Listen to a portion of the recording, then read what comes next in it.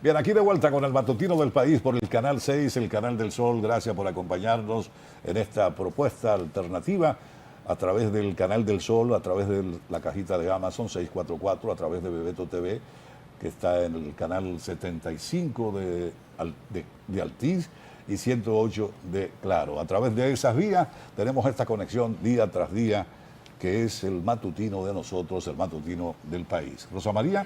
Así es, el matutino del país siempre con el objetivo de llevarle a nuestra audiencia, ¿verdad?, los temas de mayor interés y preocupación nacional.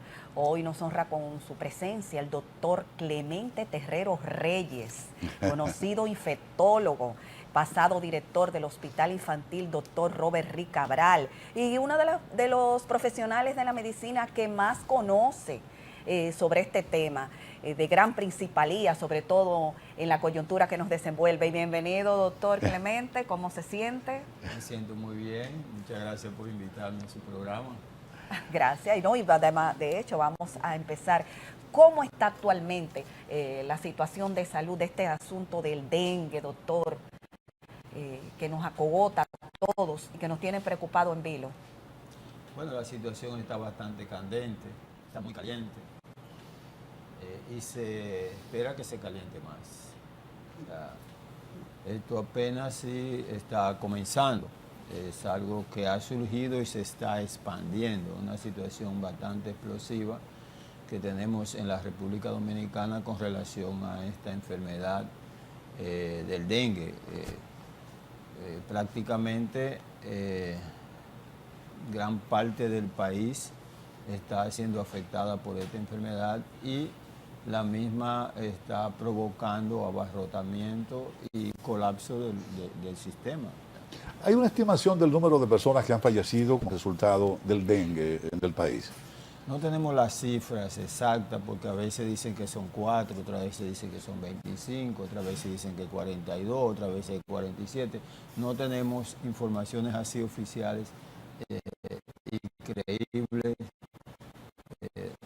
específico. ¿Y por qué, doctor? ¿Por qué esa ausencia de estadística? Es que hay un problema en cuanto al manejo. A veces se manejan esas cifras con mucho temor y se administran de acuerdo a las circunstancias o conveniencias políticas del momento. O sea, eso ha pasado siempre y en esta ocasión no es distinto, es lo mismo.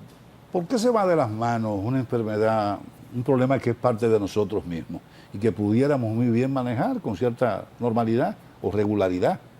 Bueno, en el caso actual, pienso que la pandemia pudo haber provocado cierta distracción de las autoridades, porque en la República Dominicana la última epidemia de importancia fue el 2019, la más grande que ha habido en la República Dominicana.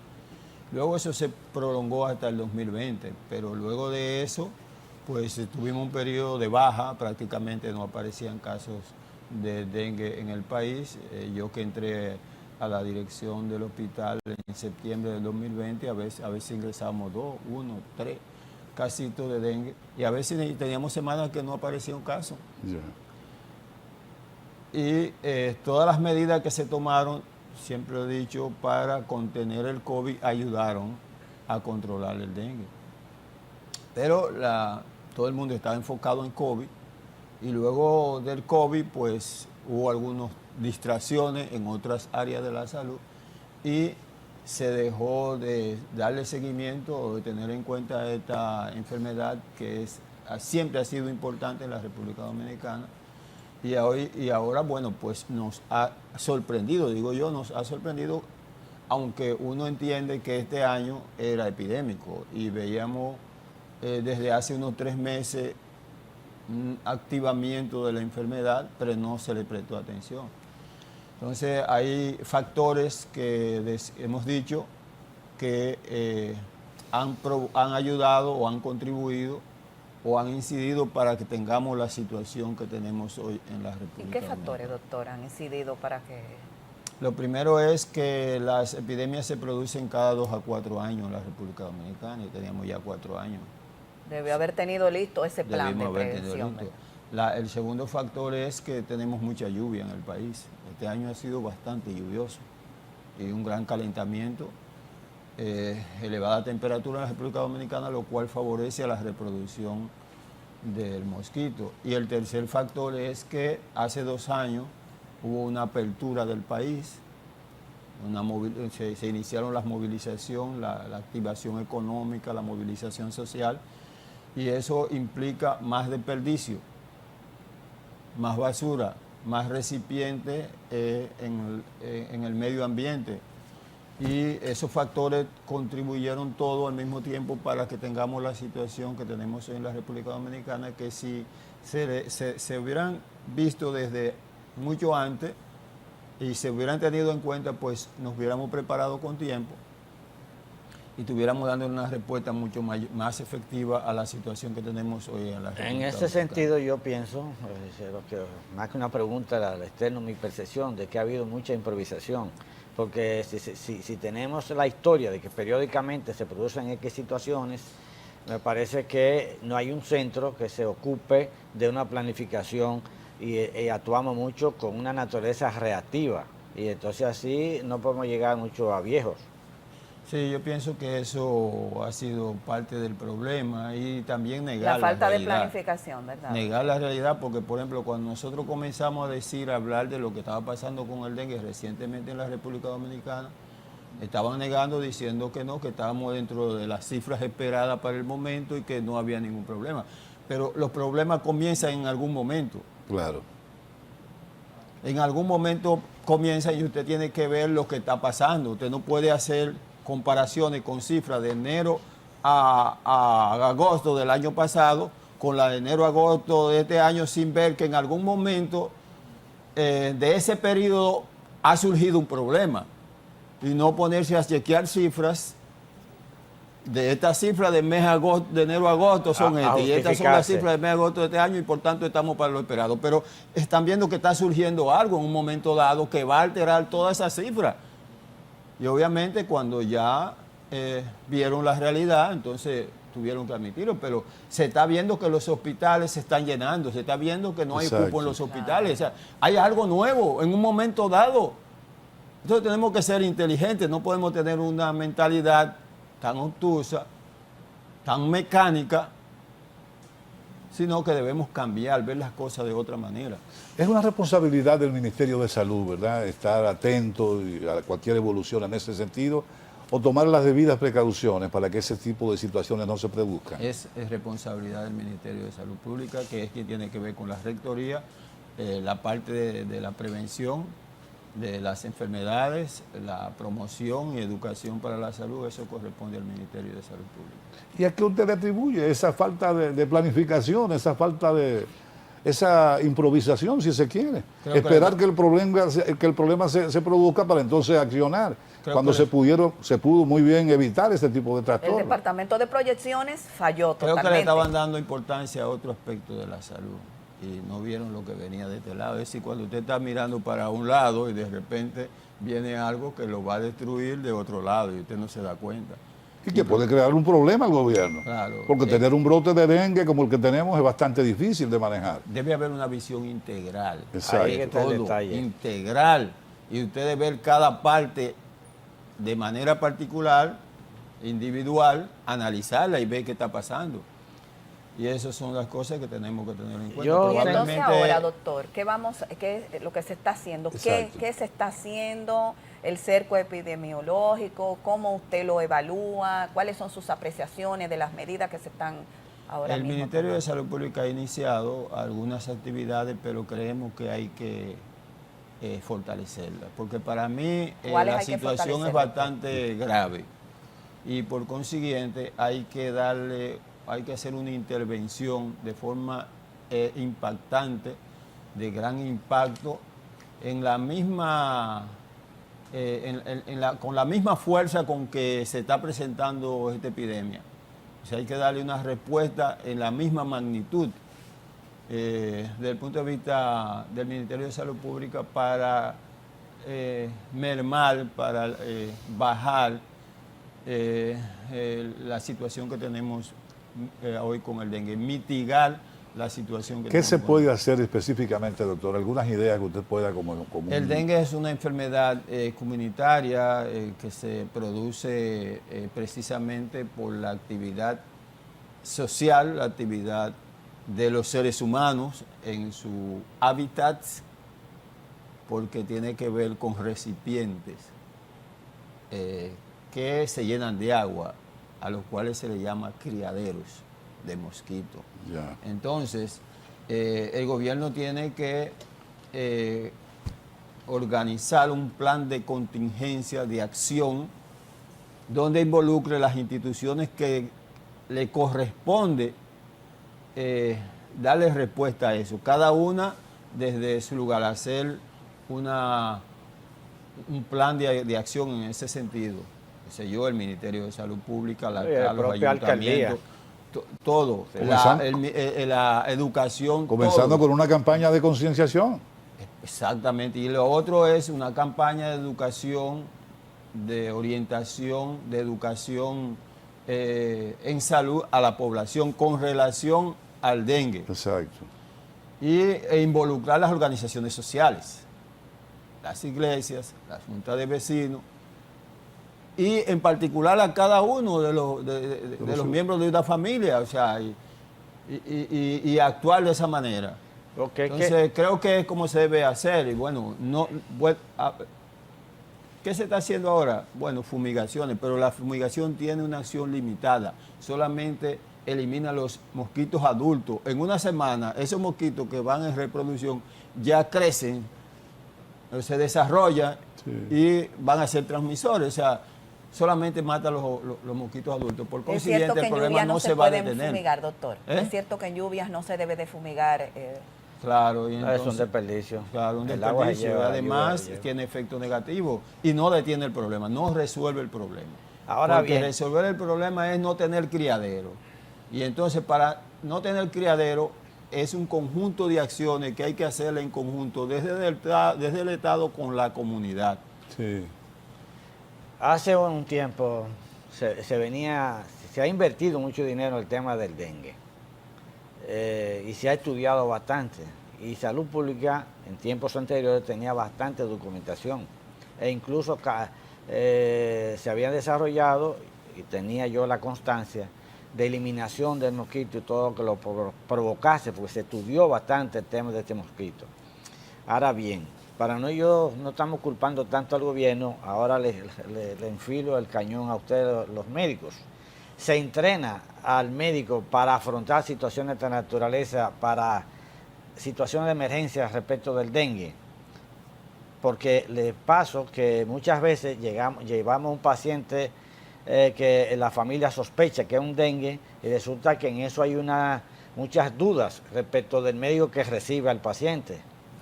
Tengo la impresión que no hay un entrenamiento, una capacitación de los médicos en sentido general, principalmente en la sala de emergencia. Bueno, déjame decirle que esta enfermedad tiene muchos años trabajándose. La primera epidemia de dengue fue en el 1993, hace 30 años. Yo la recuerdo, doctor. Hace 30 años. Yo formaba parte de un grupo de profesionales que estábamos capacitando a todos los médicos en la República Dominicana. Unos se ocupaban de la parte epidemiológica, otros de la parte inmunológica. En el caso mío yo me ocupaba de la parte clínica, de diagnóstico y manejo. Son 30 años. Gran parte de mi vida profesional la he dedicado a la formación, a la capacitación de los médicos de la República Dominicana en el manejo de enfermedades infecciosas, pero sobre todo y con mayor énfasis en el dengue. Hubo años que nosotros hacíamos hasta 40 capacitaciones a nivel nacional. Mañana voy para Higüey a una capacitación de los médicos del nuevo hospital de allá. Es decir, lo que pasa es que la capacitación es continua porque permanentemente vienen saliendo una playa de médicos de las universidades que son los que van a tomar el control en las emergencias y en todos esos lugares. Pero la capacitación yo creo que debe ser permanente, no debe ser nada más de una sola persona. el Ministerio de Salud Pública debe inmiscuirse en esto, el Servicio Nacional de Salud, sobre todo con una enfermedad tan importante y una enfermedad endémica como el dengue en la República Dominicana, y que además produce muertos. Doctor, ¿cuáles zonas están siendo más afectadas aquí en el país? Bueno, ya se ha dicho, aquí Santo Domingo Sí. Norte, el Distrito Nacional, oeste, Santo Domingo, La Romana, Barahona. Barahona tiene mucho, usted es de allá, de Barahona. Sí, de Barahona. Y tengo gente querida allá en Barahona, un saludo para gente allá. También sí, San Cristóbal, o sea, ahí prácticamente es nacional, unas provincias más que otras. Aunque hay provincias, ¿verdad? Como usted mencionaba, hay áreas o hay regiones o localidades que tienen una mayor incidencia. Y con las limitaciones, perdón, Sí, Francis, no te preocupes. con las limitaciones que tienen todas, que nosotros sabemos en el sistema, en cada región y cada pueblo, ¿cómo está esa capacidad de respuesta, doctor? ¿Cómo se está registrando? Que usted tenga conocimiento. Bueno, es que hay un Me preocupa abarrotamiento de los centros hospitalarios. Eso está lleno, por ejemplo, aquí estaba lleno, por ejemplo, el Hugo Mendoza, el Hospital Roberto Cabral, el San Lorenzo de los Minas. Esos hospitales llenos, en respuesta. Ahí veía que el Marcelino Bene estaba a las emergencias abarrotadas. Es decir, la situación es de Desbordamiento. ¿Y hacia dónde podría llevarnos esta situación con respecto al dengue, al país en sentido general? Estamos hablando de contagiados hasta el momento, ¿qué número de personas contagiadas? Bueno, el Ministerio reportó recientemente 6.000 y pico como 6.100, no recuerdo exactamente. Como 300 diarios. Casos, sí. 300 personas diarias. Sí, un Pero eso es promedio más o mucho, menos, sí. Sí, eso es mucho.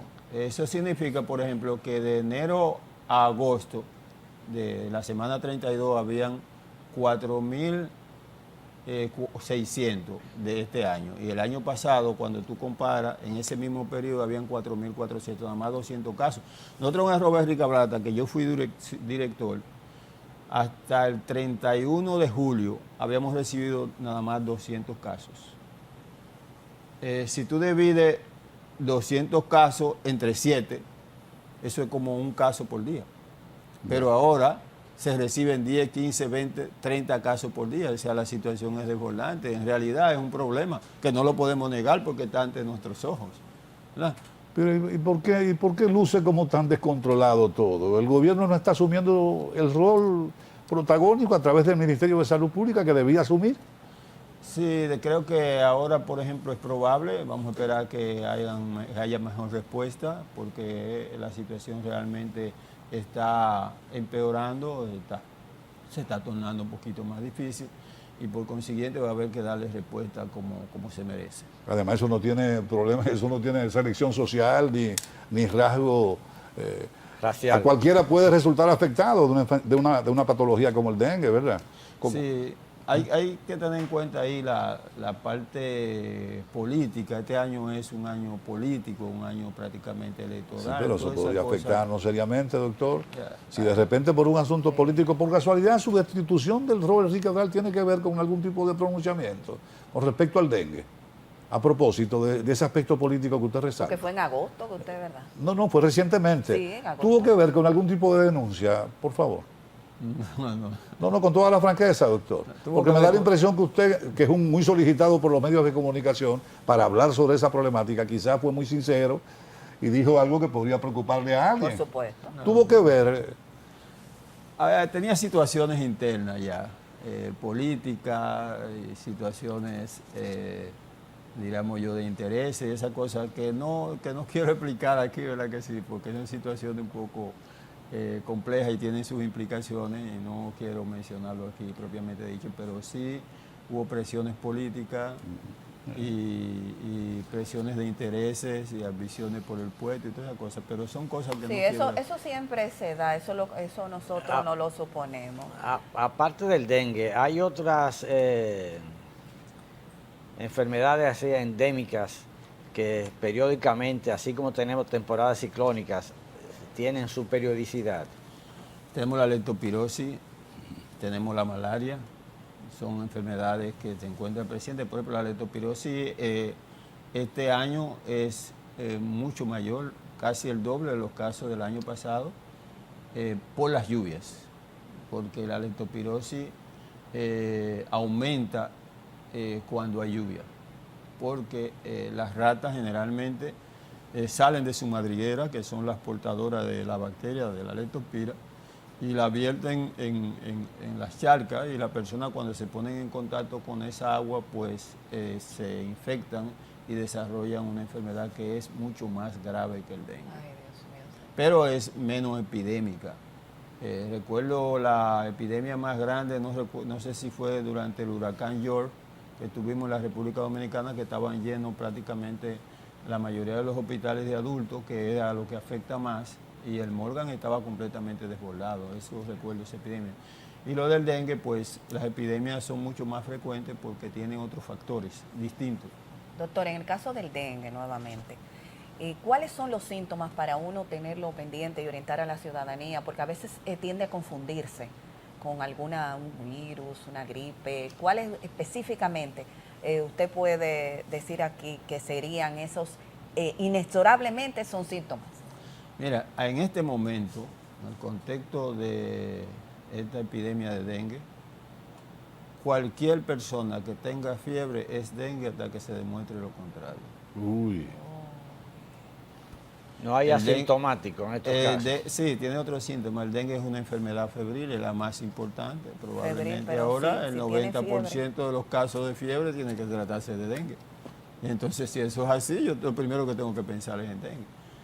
Después hay un conjunto de síntomas que dependen sobre todo de la edad del paciente. En los niños pequeños pues puede tener falta de apetito, decaimiento, puede tener diarrea, puede tener náusea, puede tener vómito, malestar general, irritabilidad, erupción en la piel, o sea, manchas en la piel. Sí, con un sarpullido. Y en los adultos, pues ya, o en los más grandes, puede haber dolores articulares, dolores musculares, dolor retroorbitario, dolor de cabeza.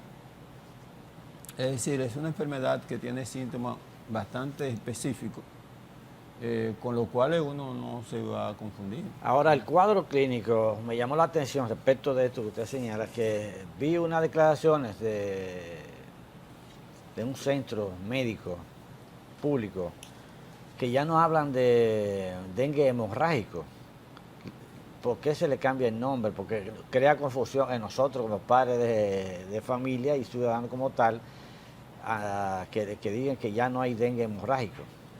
Lo que pasa es que se vio que había dificultad en cuanto a la clasificación al momento cuando se recibía un paciente. Y se pensó que esa clasificación antigua creaba confusión, incluso para el manejo. Entonces, un estudio que se hizo, en el cual nos iban a involucrar a nosotros, pero por algunas circunstancias no se hizo, se hizo un estudio multicéntrico en varios países del mundo, y entonces se vio que era necesario para beneficio de los pacientes, para bajar la mortalidad, para mejorar el paciente, hacer un cambio de la clasificación del dengue. Y en el 2009 en Cuba se hizo un evento, yo estuve ahí, donde se cambió la clasificación del dengue y se dejó a un lado dengue clásico y hemorrágico, y ahora es dengue sin signo de alarma, dengue con signo de alarma y dengue grave. O sea, y eso realmente orienta mejor al médico, porque, por ejemplo, el dengue sin signo de alarma es un paciente que puede esperar un poco más. El dengue con signo de alarma es un dengue que no espera, no puede esperar, es un dengue que se va a agravar. Y entonces O sea, hay que tiene internarlo. signo de agravamiento, va hacia empeorar. Y por tanto el médico tiene que intervenir y probablemente internarlo. Bueno, y el dengue grave ya no tengo que decirlo. Claro. Entonces eso fue lo que se entendió en ese momento. Y desde el 2009 para acá pues tenemos una nueva clasificación del dengue. Hay algunos medicamentos que están contraindicados cuando usted es víctima de un dengue. Siempre he oído, no se puede tomar tal cosa hasta que no se determine si es dengue o no es dengue. ¿Cuáles Sí. son esos medicamentos que no es bueno ingerir Aquellos cuando que hay pueden- un proceso, usted dice febril?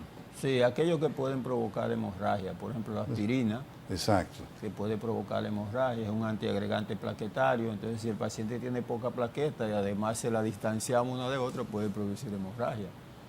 Se habla también de los analgésicos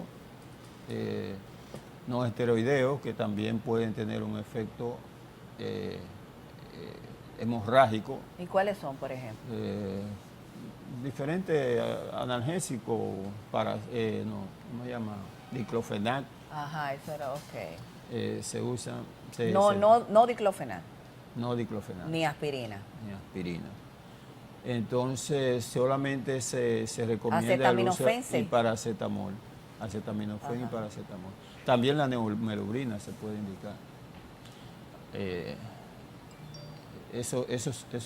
Claro, los analgésicos son básicos y antipiréticos en el manejo del dengue porque los pacientes con dengue la fiebre es muy elevada y muy intensa y además presenta dolor. Por consiguiente, hay que mermar, hay que disminuir el dolor, hay que esperar que el paciente se sienta bien porque está pasando por un proceso bastante complicado, agudo, y por consiguiente hay que mejorar su estado, tanto en cuanto al dolor como en cuanto a la fiebre. ¿Cómo se mide el dengue? ¿Por las plaquetas? ¿Por la disminución de las plaquetas?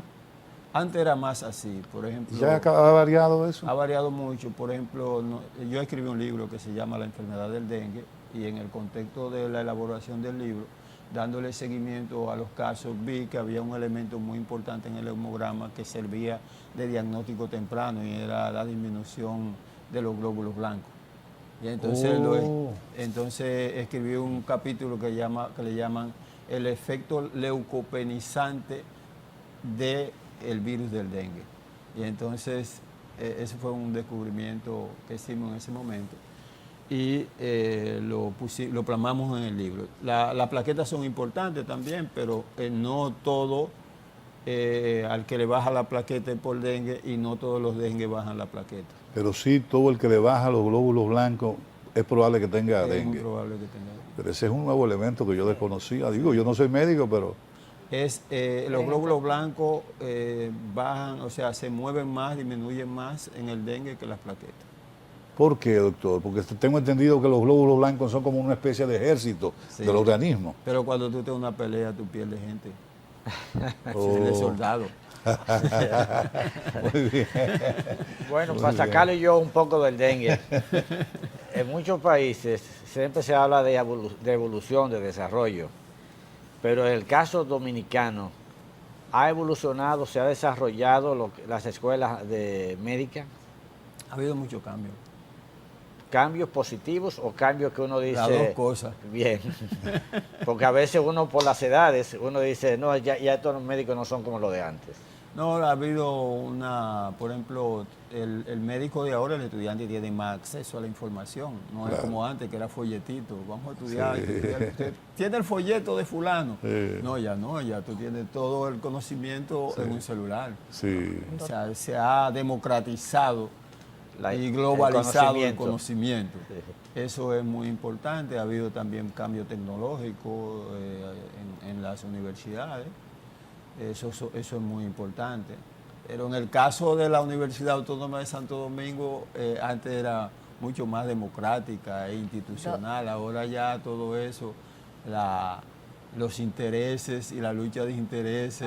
Esos intereses, ha doctor. acabado con esa universidad. A propósito de la inquietud externada por Barriuso, recordé que, y al igual que yo, pues de seguro que la mayor parte de la población en la epidemia, ¿verdad?, del COVID, que nosotros comenzamos a conocer, a manejar más de la rama suya, infectología, y comenzaron a surgir todos esos profesionales, entre ellos usted, por supuesto, en el marco de esa enfermedad, a nutrirnos con sus conocimientos. Y en esa tesitura, doctor, ¿qué usted nos puede decir de los avances, cómo va floreciendo, si es que es así, esa rama? porque, ¿verdad? Nosotros no conocíamos, y había infectólogos en República Dominicana, Claro, esa fue claro. la pregunta. No, claro, pero muchos se la formularon. Díganos de esa rama, doctor, y qué posibilidades hay aquí en República Dominicana de que eso siga expandiéndose. Bueno, aquí hay residencia, escuela de infectología. Claro. La primera escuela fue en el Hospital Robert Rick Cabral, que se formó en 1982. Lo que pasa es que eran muy pocos los profesionales que iban saliendo en esa época. Yo pienso que yo soy como de la sexta o promoción por ahí, o séptima. Y se han seguido formando en el Hospital Robert Rick Cabral. Y también tenemos una escuela bueno, eso es una infectología pediátrica, y la otra tenemos otra escuela en el Salvador Begotiel, que inició, creo que en este mismo siglo, no sé si por ahí como 2000, 2001, por ahí. Ya hay muchos profesionales de la infectología en el país, y es una especialidad muy importante en la República Dominicana, sobre todo porque cualquier persona puede presentar una infección, entonces Claro. necesita la intervención de un infectólogo para ayudar a llevar el caso. Con relación al COVID, por ejemplo, es una enfermedad nueva en el mundo que sorprendió a todo el mundo, a la comunidad científica. Nadie sabía lo que iba a pasar con eso, porque en otras ocasiones habíamos tenido amenazas similares de expansión de pandemia y no ocurrió, pero el COVID pues tenía esa capacidad de propagación que no tenían otros virus u otras bacterias, y pasó la prueba y produjo lo que hoy en día conocemos como la pandemia de COVID, 100 años después de la última pandemia, que fue de la gripe española. Recuerdo que en un evento que tuvimos en la universidad yo planteé, todavía no era pandemia, que esa enfermedad podía convertirse en pandemia. Me quisieron matar ahí. No Yo me diga, incluso doctor. busqué el video. ¿Para qué y época no- más o menos? ¿Para qué fecha? ¿Usted recuerda la fecha más o Eso menos? fue al inicio, cuando todavía creo que 2019. estaba entrando a Europa. Al inicio de año. 2019. Sí, creo que a inicio de año. Sí, pues ya en febrero más o menos Porque ya. la enfermedad se dio a conocer el 31 de diciembre del Exacto. 2019. Sí.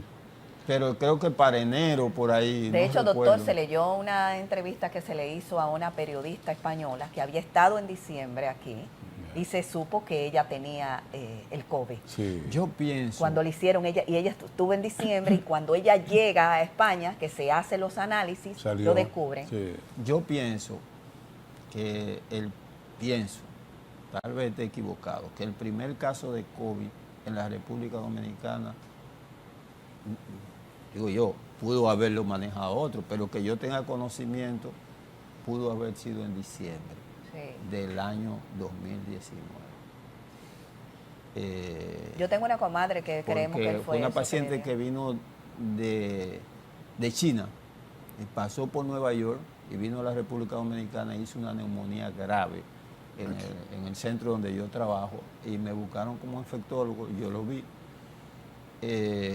Cuando lo vi dije hay que meterlo en la unidad de cuidados intensivos, se llevó a la unidad de cuidados intensivos, pasé visita al día siguiente, estaba en condiciones de mucho cuidado, y al otro día cuando fui se metió en coma, hubo que ponerle un ventilador y esas cosas.